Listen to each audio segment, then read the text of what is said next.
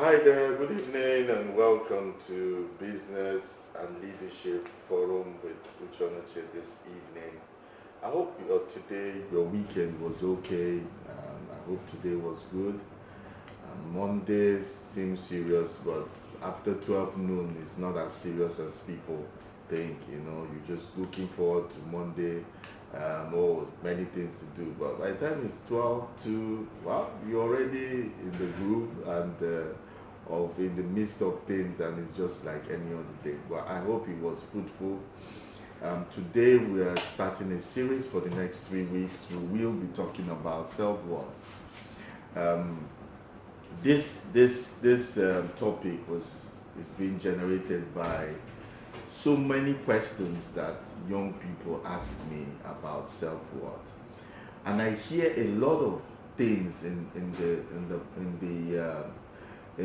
from the lips of young people, and they don't get what self-worth is. They don't understand. Some have asked me, a lot have asked me about self-worth. The questions they ask me borders on self-worth, and I think that I need to take time out and talk about self-worth. So for these 3 days, we're going to talk about what is self-worth, what self-worth is not, and also how can I increase my self-worth. By the time you now understand it, how do I increase my self-worth? So there are 3 teachings. Today we're going to do an intro about self-worth. We're going to talk about what self-worth is not. Then next week, Monday, we'll talk about what is self-worth. And then the following week, Monday, we're talking about how to increase your self-worth. So just hang in there. I wish to see you for the next 3 weeks. I want you to invite someone specially, because we're talking about self-worth, and a lot of people are found wanting in this regard. So please invite someone today, and invite them also for the next 2 weeks. They will thank you afterwards. All right, so let's just go straight to the teachings. For those of you on Facebook, thank you you always show up. And those of you on Instagram, I want to thank you. Both Instagram on Make in Nigeria, and also Instagram on my own personal Instagram. Thank you all. And those of you we also have on Zoom, and we have on YouTube. Thank you guys for always showing up for my teachings every week. So let's just do a brief or have a brief overview of what self-worth is, and before we begin to talk about what self-worth is not. Self-worth can be defined as the level of importance you place on yourself. It's actually an emotional outlook that determines how and what you feel about yourself in comparison with other people. Because usually the issues of self-worth usually arise when you compare yourself with people. There's a definition of like a simple definition of self-worth is the value you have of yourself, the value you place on yourself. Self-worth is a fundamental part of our being, and it controls the way we see ourselves, which is very important. And sometimes the way we see ourselves is not the way we should see ourselves. Sometimes we how will I put it? We undervalue ourselves, and sometimes we overrate ourselves. The two extremes can be a problem. So at the end of this teaching, the next 3 weeks, you should be able to understand exactly how to balance these emotions. You see, because everything that you think about, all the emotions we feel, and the way we act, the way we respond to things is a product of the value we place on ourselves by ourselves. You cannot rise above the way you see yourself. You cannot. You cannot rise above, you cannot be more valuable than the value you place on yourself. So if you use the wrong parameters to value yourself, then you see that at the end of the day, that matrix that you're using is not able to give you the desired self-worth that you're looking at. Self-worth is a complex topic, but but if you have an understanding, that's why I'm taking 3 weeks to explain this, what self-worth is. Because we can't just start self-worth is this, self-worth is that. We have to do a brief intro, what self-worth is, then we'll go to what self-worth is not. Why are we going to do that? Because what it's not gives you a better understanding of what it is.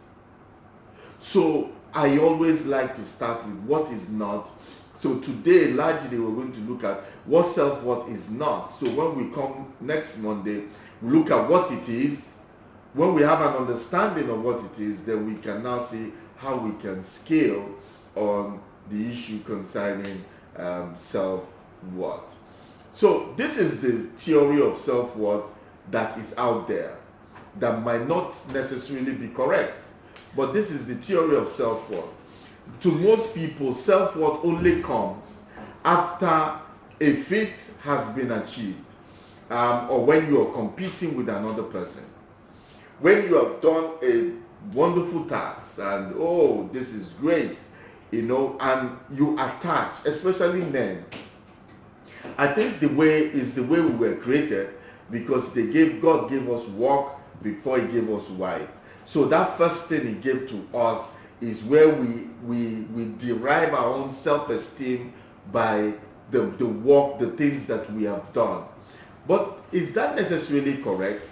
God giving us work before wife, does it necessarily mean that all our life for men it has to be with when we achieve something?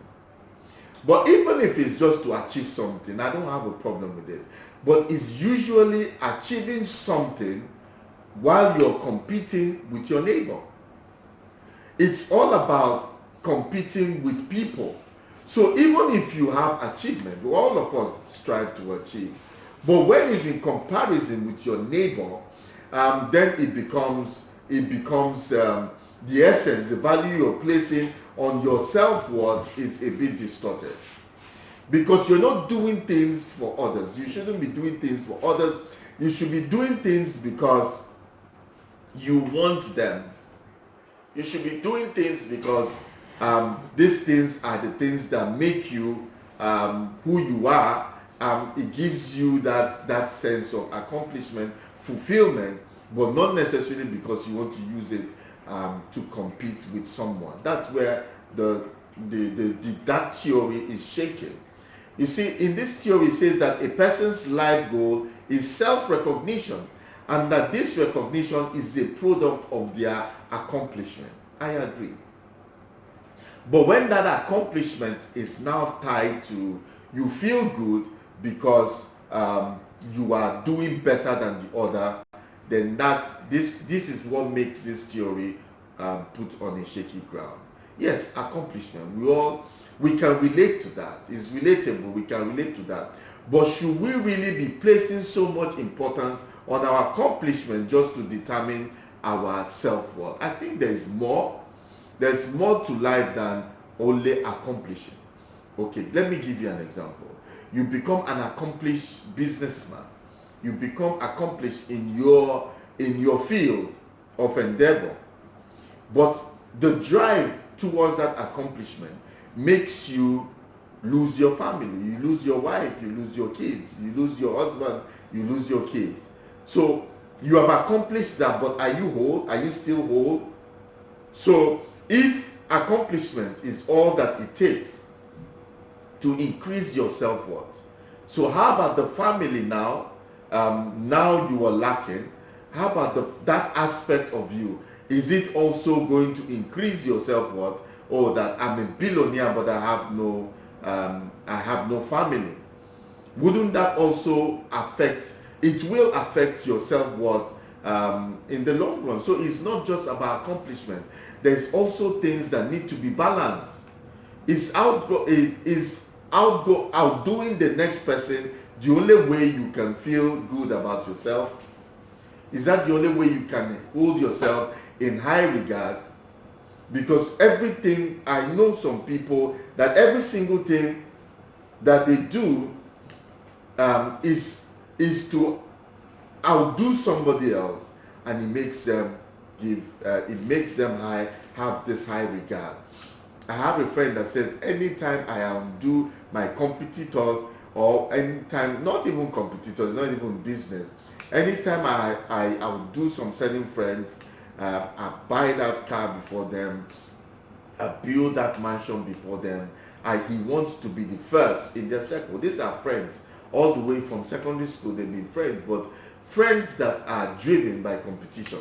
And I don't want to be in that circle when I'm doing something because I want to show my friend, somebody that is supposed to be my friend from primary school to secondary school. I get a kick out of life because I am outdoing that person. It shouldn't be. So now let's really look at what determines. A lot can determine one's sense of value. There are many things that can alter, even determine how a person recognizes their self-worth. And I'll give this advice to parents. You start building the self-worth of your kids from a very young age. Because some people's self-worth has been altered. Some people's self-worth has been negatively determined because of what? Childhood trauma, like abuse, sex abuse and all that, low grades in school, even bullying in school. These are the things that can make someone have low self-esteem. And low self-esteem leads to low self-worth. You don't see much about yourself. A lot of people, it takes a lot of courage for people that have been sexually abused as kids that don't even know what is happening to them. They grow up and they are not themselves. It's not everybody that can just come out of it and might not necessarily need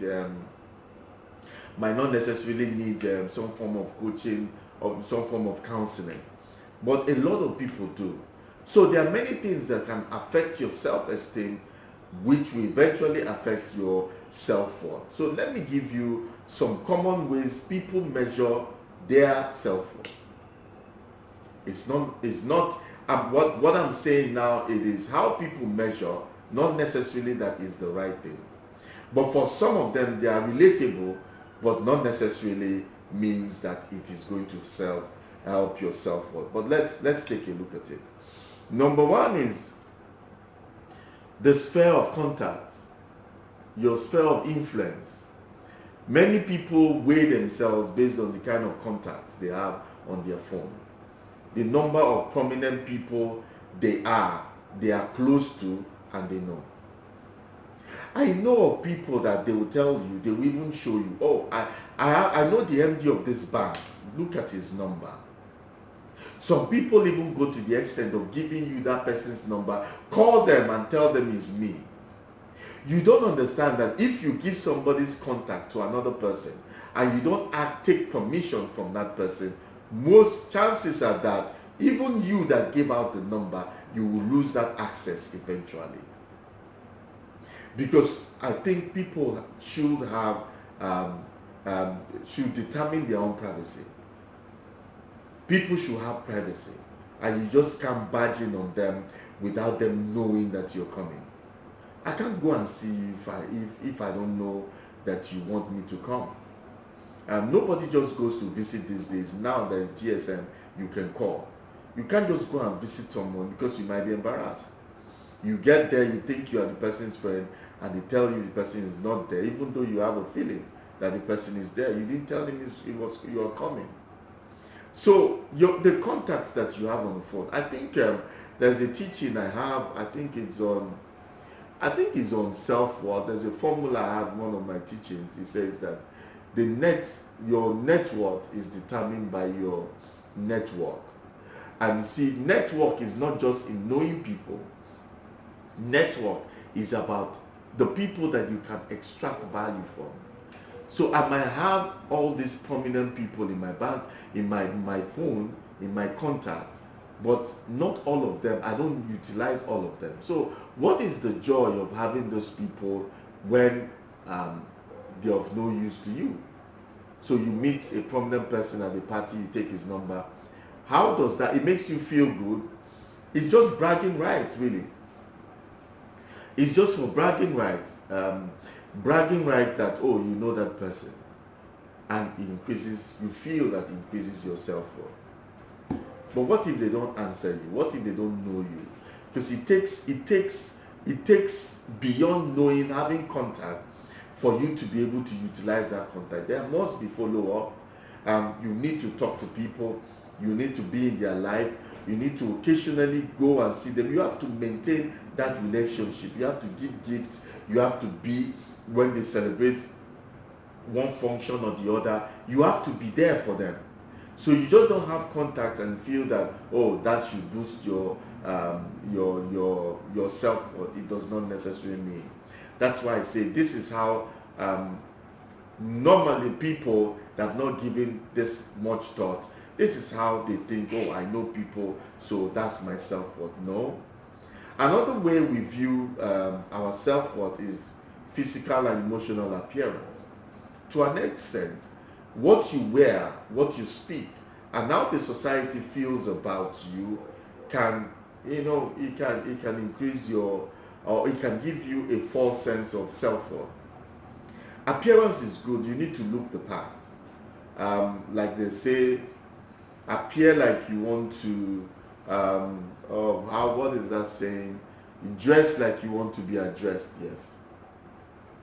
Dressing is good. Appearance is good. Having a good carriage is good. But what if you rely on clothes and makeup for women, on these things to give you your own self-worth? What if the day that you are not that well dressed? What is the day that you are not made up? There's a lady that cannot leave her house without making up. Even if she's just going down the road to a supermarket, she will make up.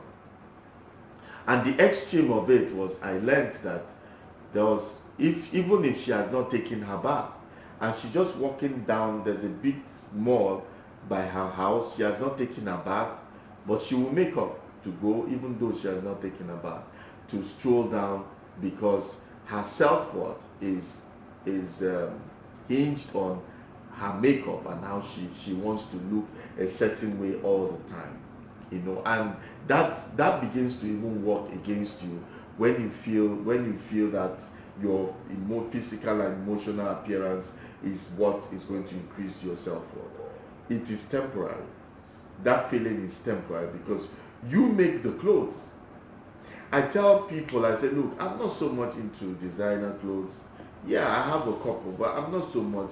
I'm into fitting than I am into designer, because you can have the best designer outfit, and if it doesn't look good on you, nobody will know it's expensive.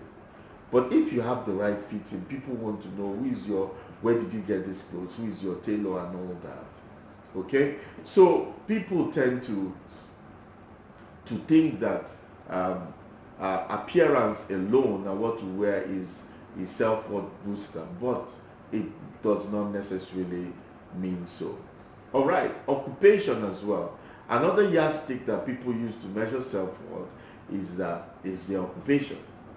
You see, someone can be mean to a waiter or to a driver and be friendly to a doctor, because they feel that the latter is more successful than the former. Career choices often add to positive or negative importance to one's life. So, yes, our occupation, yes, the occupation that we have, it is what is fulfilling to you. So you see that some people, though I don't know what it makes them feel like, and so many people put their profession before their name, and they can say, but I see in other clients that it's not necessarily so. You can look at, okay, now I'm a quantity surveyor, so I will now put surveyor this surveyor Uche Onoche, just to show people I'm a quantity surveyor. I know doctors have to put their doctor before their name, and those that have done their PhD and all that, I understand that. But it's not every profession that you put. That is me, is a personal thing. It's not everything you have to put before your name. Because now you are allowing that, what you're telling me is that you're using that to increase your self-worth. If I talk to you, I want yourself, I need you to be confident in yourself, that it does not necessarily matter what comes before my name. But when I meet you, but when we talk, you will know who I am. You know, I always laugh when I see that. But I also understand that we all, if you want to put it, is okay. I don't have a problem with that. But what I'm saying, our education cannot be what will be the only thing that will be a self-worth booster. It shouldn't be a self-worth booster. But people generally think that their occupation gives them a self-worth, increases their self-worth. Yeah, to an extent, I say it's relatable. But when that work, you don't have that work, you are not able to find that work, then what happens to your own self-worth? What happens to your sense of your confidence, so to say? Another thing I see where people use to gauge their self-worth, so to say, is their possession. Is a common factor. The size of your bank account and the number of cars that you have. So it's about material assets. We use material assets to measure our self-worth. Like I said, it's relatable. But you see that in life, I've seen that the higher you become, the easier you fall. The bigger you get, the easier you fall. What do I mean by that? It's you can be a billionaire today, and within 1 month you're broke by making a wrong decision. And you see there's foreclosure in all your properties, just one wrong decision, one wrong turn. So now, if your self-worth is determined on all the material things you have, but life goes up and down. What happens when you lose it? What happens? And you know, sometimes we lose things. We lose a job, we lose a business. People wake up in the morning, they have their investments, their offices are burnt down. They have nothing, they have to start from scratch. What happens to you when all those things is gone? What happens to you when you do a business and the clients are not paying you and they declare bankruptcy? What happens to you then when you're owing the bank? What happens when the bank comes for your possession? What happens to your self-worth? Is it that it's going to take that nosedive? Yes, it gives you a temporary sense of, oh, this is what I'm worth.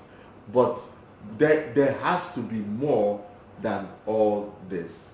So now, I've just shared with you the way people view themselves.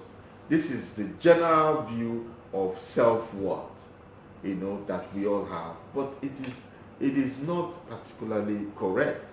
Next week, we're going to talk about that self-worth, what self-worth is. But today, I will end with this, what self-worth is not, so that you understand what self-worth is not. When you now go through what self-worth is, it becomes clearer to you. Then you now know, how can I increase my self-worth? All right, so let's look at what self-worth is not.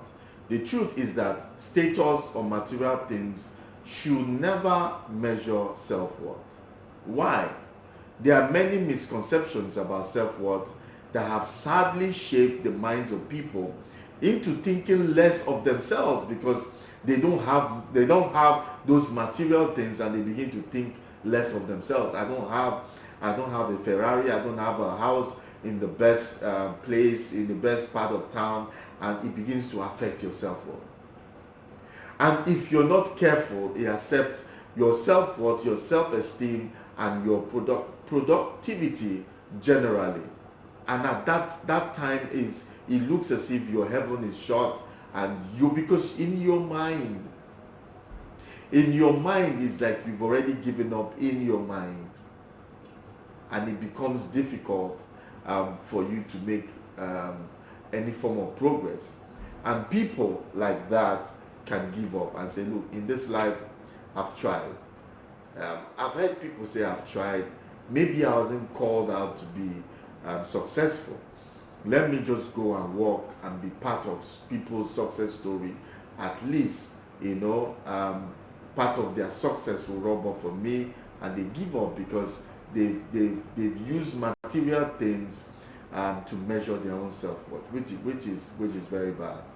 There are many things that people attribute to their self-worth that they don't actually have, that does not have any bearing in their life whatsoever.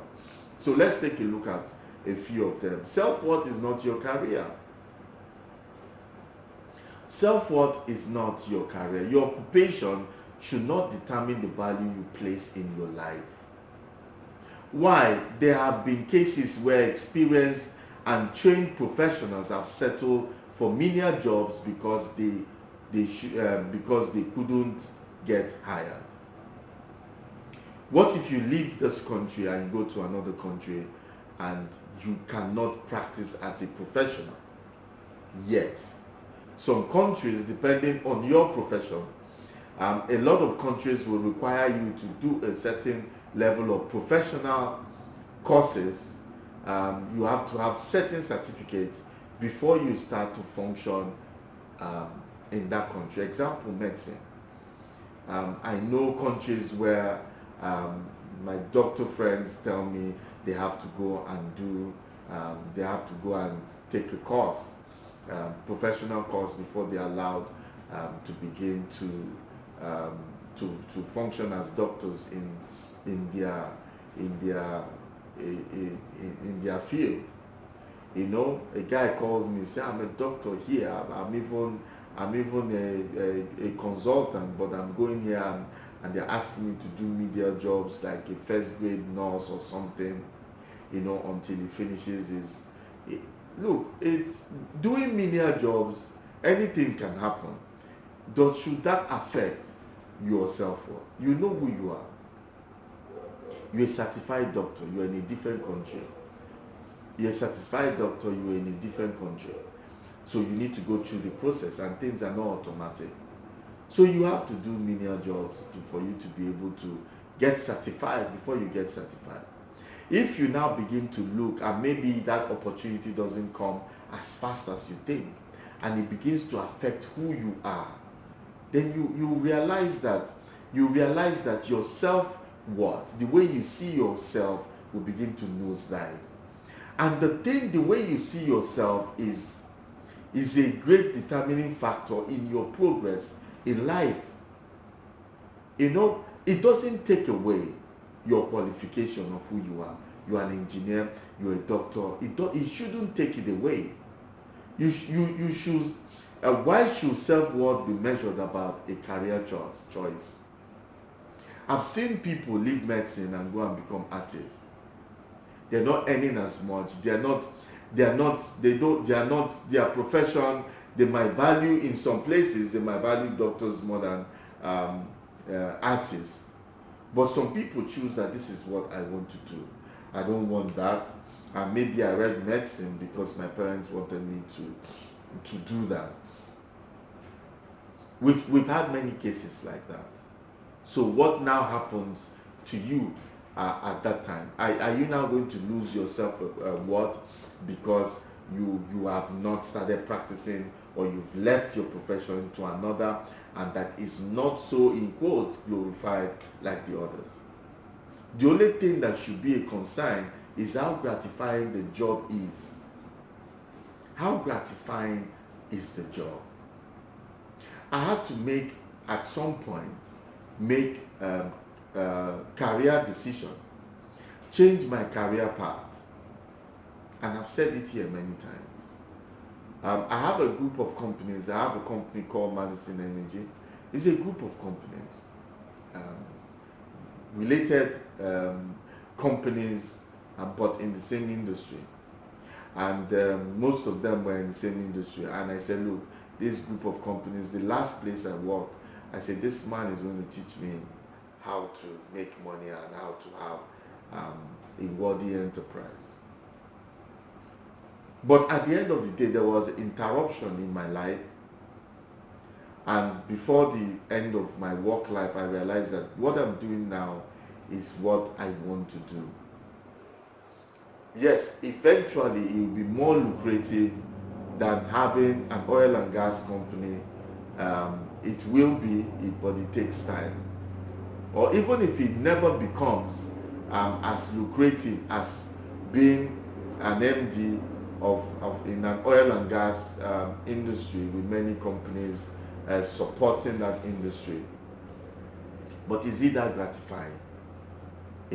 I think I was born to sell knowledge and wisdom, pass on wisdom. I'm born to be a groomer.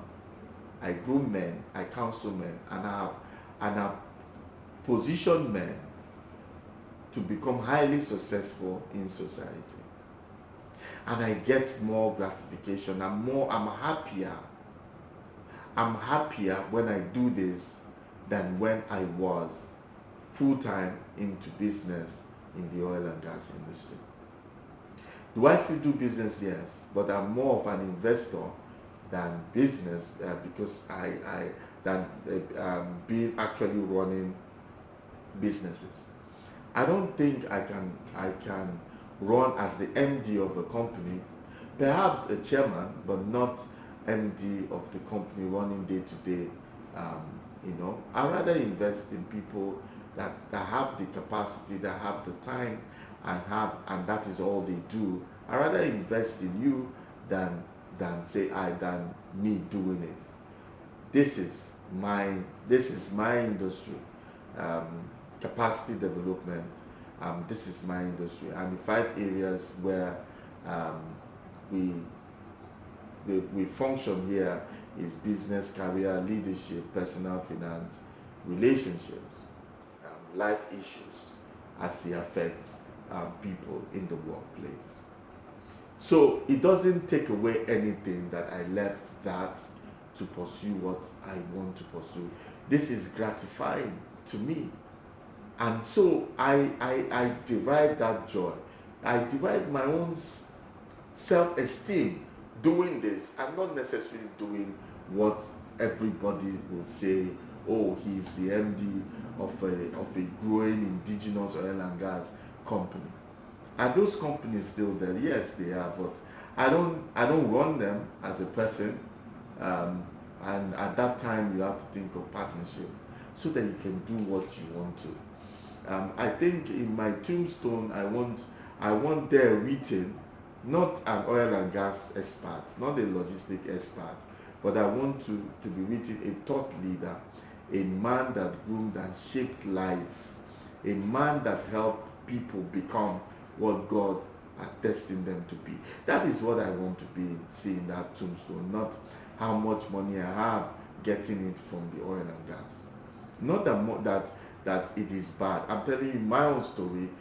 It should not deter anybody that is following that footstep. That is your calling. That is what you get gratification from. I'm just using this as an example. I'm not saying this is the right way or this is the only way. I'm just using it as a guideline to help you understand that self-worth should not be driven from career. Because what if that career is interrupted? What do you do? If that career is interrupted, then what do? You lose your job. Your company folds up. Nobody is giving you contracts. What now happens? You begin to look at your self-worth now begins to be shaken. It affects your self-esteem, and your self-esteem will affect your productivity. And once your self-esteem is affected, you can no longer be creative or innovative. So self-worth is not your career. Another thing self-worth is not your accomplishment. Accomplishments are great, but what you do or achieve doesn't affect the importance you place on yourself. Let me tell you, no label, certificate, or plaque should measure your worth for you. Certificates should not measure you. Labels, Mr. This, Bishop, Apostle, Cardinal, Pontiff, Engineer, Doctor, Professor, and whatever, they should not make you. You can, those titles are good. It shows the level of impact you have made, or the level of recognition.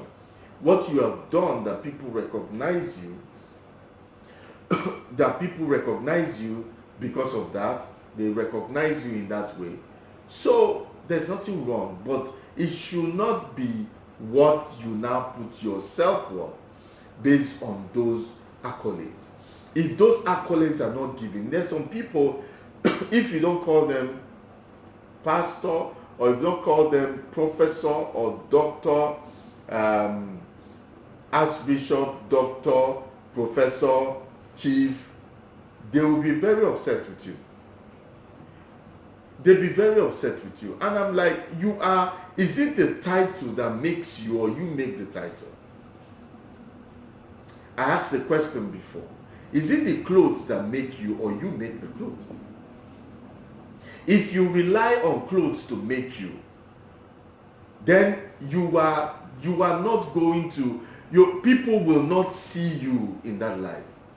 If you think that buying a designer outfit is going to make people recognize you alone, nobody sees the label. It's not every dress that you see the label. You see the label outside. Most of them are inside. How many people will come and look at the back of your collar to say, what are you wearing? Nobody does that. But there's a certain, it's your courage that determines what you wear. You might wear something of 15,000 naira and people think it's 1 million naira because of your courage. So when those things are not there, when those Dr. Mrs. this, that, or is not there, how are you as a person? I always say to myself, the people I admire most are the people that they will give you their complimentary card. There's nothing there. But when you begin to interact with them, you realize the kind of person that they are. Or if for any reason they give you their profile, you will see all those things there, their accomplishment. I want to be able to meet you at the airport. You like me for what you see, not basically what you know about me. That if I say hello, you look at me like somebody, that is what I can have a discussion with. That is the one that is most important to me. That you look at me as someone you can have a discussion with. Not necessarily because I'm apostle, doctor, bishop, this, engineer, that. But let's just have that conversation. Somebody I can have that conversation, not because they're a graduate, but because they are decent human being that I don't mind spending that time with at the airport waiting for flight. That your courage is something that people will admire, that they want to know you more. That is more important than accomplishment. I'm always amazed when I see people unassuming. And you begin to know them, and you are who, you did what, you value those people more. Or not necessarily more, but you value those people because there's something about human beings. We chase after mystery. We want to know what is in there. So if I know that I want to know you are the MD of a thriving enterprise, and I'm like, oh, I want to know more about you, and I didn't know you were that, and that curiosity is even good for business. When people are curious to know you, then you sell what you have. Another thing that self-worth is not your age. I like people, I always laugh when people want to intimidate me with their age.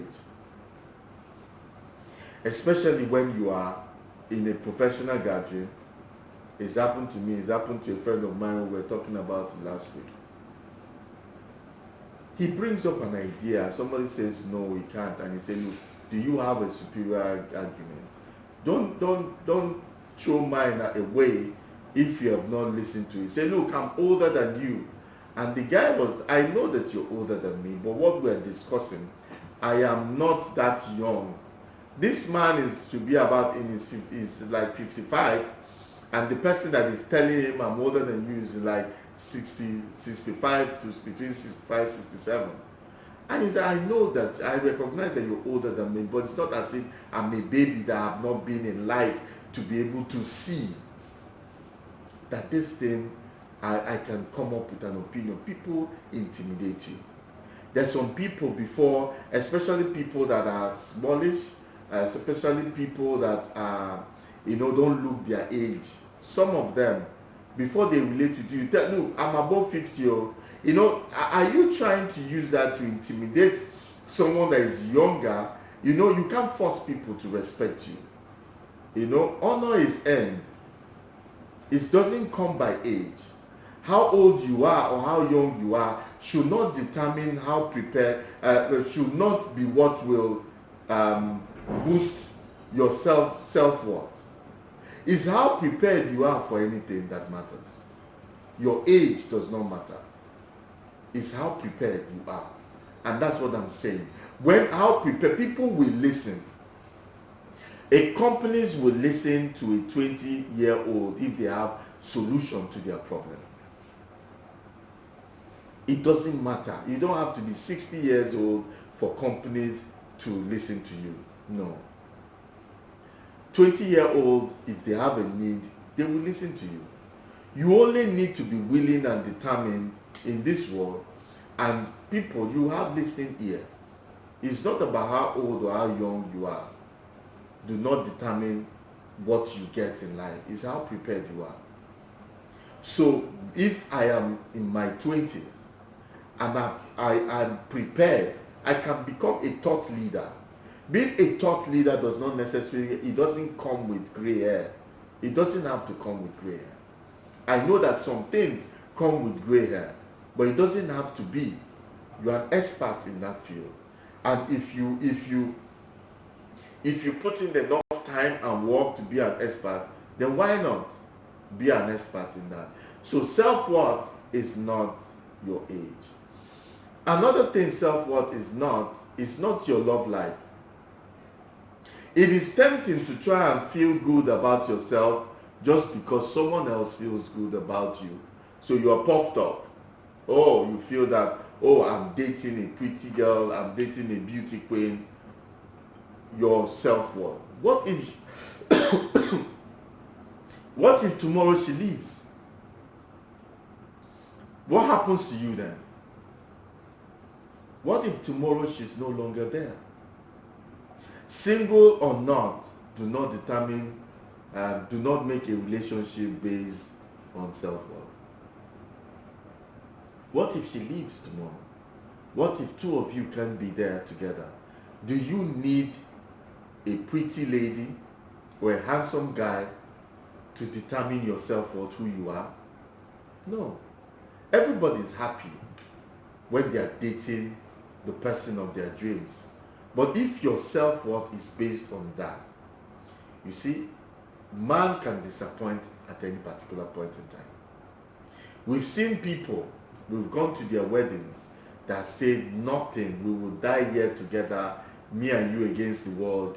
I cannot date any other person. Let me die if I enter into infidelity. People have said that. Only 2 years down the line, they're divorced. So if you base your self-worth based on who you are dating, relationship, and all that, what happens if they leave? And not just in love. How about you base your relationship based on, you put your self-worth based on the people that you know. I know that you can have highly successful people, and you can be raising shoulders. I know the who and who in society. What if they don't pick your call anymore? What if they don't think you are valuable anymore? What happens? Are you now going to say that it's about me? Something is wrong with me. I can't keep friends. I can't keep relationships. Now you're going down. Your self-esteem begins to be affected. Your productivity will be affected. And once productivity is affected, you can't be creative. You cannot be innovative again. Everything you're doing will be stagnant. And once they are stagnant, it will be confirming to you, even though it's not real, that yes, it's about you. That you can't keep friends. There's something about you. Maybe you are jinxed. It's because of those thinking that you have allowed yourself to say, maybe I am jinxed. But not so. Not so. Maybe I'm jinxed. No. Not so. So don't base your life based on relationship. Man is fickle. They can move at any particular point in time. People that say they love you today, tomorrow they can become your enemies. So you can't base that your self-worth based on a feeling. No. Another thing self-worth is not is your grades. You are the least smart person in your class. Doesn't mean that you don't have a place. Everybody has that place where they excel. Just like fish in water. Man cannot swim faster than fish. Man cannot be more flexible than fish in the water because that's their place. So yes, academically you cannot score A because it's not your thing. So you can get a C and pass through school. But you know, when it comes to technical things, when it comes to your hands, nobody can beat you there.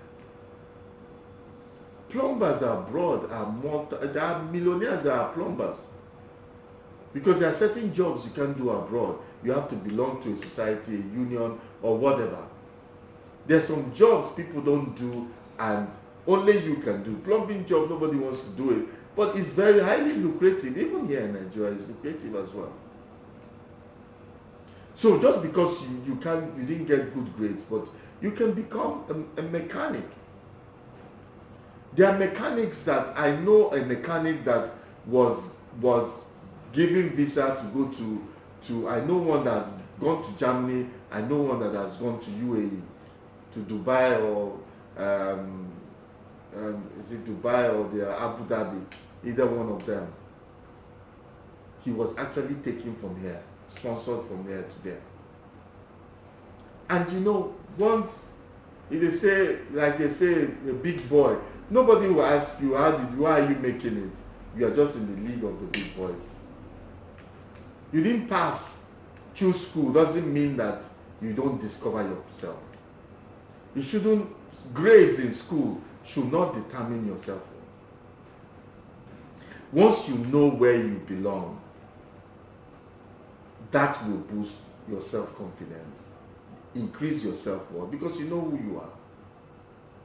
You know who you are, and you know, yes, I'm not good in literature, reading, but you see this one with my hands, I'm good. And so you pump yourself from that. I know myself worth. It has nothing to do with grades. Some of us don't read that fast. Some of us can't retain that fast. There are a lot of science students. I remember when we were in school, a lot of us that did sciences, we hated literature. I didn't do literature. I didn't even do CRK, Christian Religious Knowledge. I didn't want anything that I will read that much. Let's just cram the formula and use it to explore in that way. But there are also people that can't deal with figures. So because you are not good in figures, does it mean that you won't be successful in life? There are courses that you don't need mathematics even to read. So there is definitely once you locate your place, it is a self-worth booster, not your grades. Look for that place where you are good, continue to be good in it, and gain mastery. And the world will celebrate you for that, not for the A's that you got or you did not get. Okay, self-worth is not your health status. Do you have illness that is lowering your spirit? You see, this body sometimes they break down. Vehicles break down. This body breaks down. Sometimes we have certain conditions, and it should not be your health. When you're not healthy, should not affect your self-worth. We all go through. There are cancer survivors. You have there are people that have, I know a guy that used to have arthritis, and it affected him so much mentally. And he felt that there are some certain jobs that he cannot do because he has arthritis. And his own arthritis is not even bad. So, but if you are positive people bounce back quicker than people that allow certain things to determine their self-worth.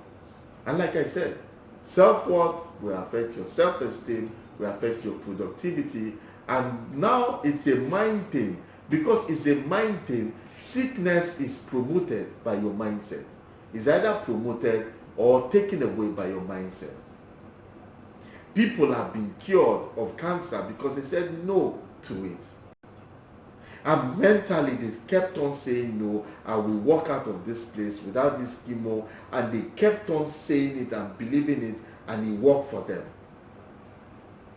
So whether you are in good health or in bad health should not affect your self-worth at all. You know, and even if it gets to a point, some people live for 20 years, make an impact, and people live 70, 80 years and don't make any impact. Whatever you have before it, utilize it. Some people have used health condition to become multi-millionaires. There are cancer survivors that are helping others, and they're getting a sense of fulfillment from it. So your self-worth is not your health status at all. Your self-worth is not your finances. Also, too much or too little money does not define a person. As long as you are satisfied and have enough to survive, then there's nothing to worry about. You don't have to be a billionaire for you to be happy. You just have to make enough for you, for what you feel. Not everybody wants to be that successful. Not everybody wants to be billionaire, multi-millionaire. Not everybody really. Some people just want to do their thing. And they should be encouraged to stay on their lane. It's not everybody that wants to be on the paper, want to be known by everybody. That finances does not determine your self-worth.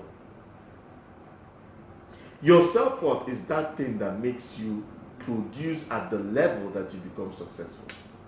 And that self-worth is confidence that you have in yourself, in that thing that you do. That is self-worth. That is the strength behind you, not the product of the strength.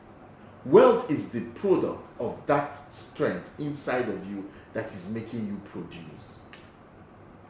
So get it right. Self-confidence, determination are the things that sum up to your self-worth, not what you produce. So the world looks at the things that you produce and call it self-worth, but it's not necessarily self-worth. Self-worth is internal. It's not what we see. What we can see is not self-worth. It's the product of your self-worth. So as long as you are satisfied with what you are doing, then you're okay. As long as you can repeat the things that you can do that gives you that wealth, fine. You determine the level of wealth you want. So if you don't want to be all that, then it's fine. Then it's fine. So finances, people say, just give me the finances and let me see. Look, it doesn't make you, it doesn't, at the end of the day, you're not fulfilled. I know for one, what I'm doing is not as lucrative as what I was doing before. But this is what I was born to do, to raise men. And in raising men and women, I find my true calling and my true fulfillment. And I know that this is what I'm born to do. then I take the next step, creating a business around it, which I'm doing. And you know what? When you work your talent, when you work your talent, the more of your talent you work, the more God opens doors and favors you. When God comes out and see what you have done with your talent, He will say, give him more. And the person that is not utilizing their talent, God will take it. It's in the Bible, in Luke, and in Matthew, you take and give to this man. Parable of the talent. You see, those that are successful, those that are busy, they get more busy. They get busier. They are being called everywhere. Why? Because those that don't want to use their talent, He takes it from them and gives to those that are working their talent. So, self-worth is not your finances. So as I'm rounding up right now, I think this is the last point. Self-worth is not your preference. Do people think you are old school or too sophisticated for your time, for your generation? What people prefer does not necessarily mean should not make your self-worth. I tell my sons, and having to sag your trousers does not necessarily shouldn't increase your self-worth. People determine fashion. What makes you comfortable? You know? And my second son will tell me, this is my waist, this is my waist. I say, no, that's not your waist. This is where waist is. This is where you put trousers. But I am educating them because their environment, their peers will laugh at them if they put their trousers up where you're supposed to be. But I try to tell them, I say, look, self-worth is not about preference, what people are doing. Their opinion doesn't matter as long as you're okay with who you are. As long as you're okay with who you are, it doesn't matter. Self-worth is only about you. You know, people that do the things that make them feel good, people that do the things that are gratifying to them, are people that attract others to them. The world is looking for people that are not copycats or originators. The world is looking for people that know what they want and have a reason why they want what they want. The world is looking for people, men and women, that will chart a new course, not necessarily because they want to or because they are trying to compete with people. No. Be yourself. Everybody has a purpose in life. Discover yourself. Discover where that place where you are. Become that thing that is in your mind. Whether it's popular in the society or it's not popular, become that thing. And you know what? You will become satisfied. You will become satisfied. So, I end here and say, look, today I end with the things that self-worth is not. Next Monday we'll talk about what is self-worth. Upon Monday we'll talk about how to boost your self-worth. So think about this. You can go to my YouTube channel, Uche channel on YouTube, get some of these presentations, these teachings, listen to it again and again, especially on this self-worth. And I'm sure it will start something inside of you. I hope that this message will be like a catalyst in your mind that will bring about a change. So, before I leave here today, I want to especially invite you on our Wednesday program. Our Wednesday program is called Counselor's Corner with Uche Ononchela. What I do is to counsel people. In fact, I counsel, I coach, I mentor, depending on whatever comes before me. So how does it work? People send in their questions. In these 5 areas I've talked about: business, career, leadership, personal finance, relationships, and life issues. So I come out 5 p.m. West African time to talk about it. This question, it can be based on my teachings today. It can also be based on other teachings or whatever you think in these 5 areas. Put it out there. I will come by 5 p.m. on Wednesday to answer it. I look forward. I grow as I answer your questions, so let us grow together. Put out those questions there, and I'll come by 5 to answer it. Okay, I want to specially also invite you in October, our flagship event called Make in Nigeria 2022. It's an exhibition and a conference like never before. It is the largest gathering of business people, both business enthusiasts, startups, SME, retirees, government people, organizations, companies, embassies, chambers of commerce. Just think about all those people gathered in a place. The numbers are intimidating. We have had 12,000 people go through that place. And now this year we're looking forward to welcome 18,000 to 20,000 people pass through that place in 6 days. Not that we have 20,000 people at a time, but we have that registration. We do registration to know the people that come in every single day. And we have proof for that. We have data that we have to show that this number of people pass through that place. So now I want to invite you. It's a learning, selling, entertainment, and also a funding event. How do I mean?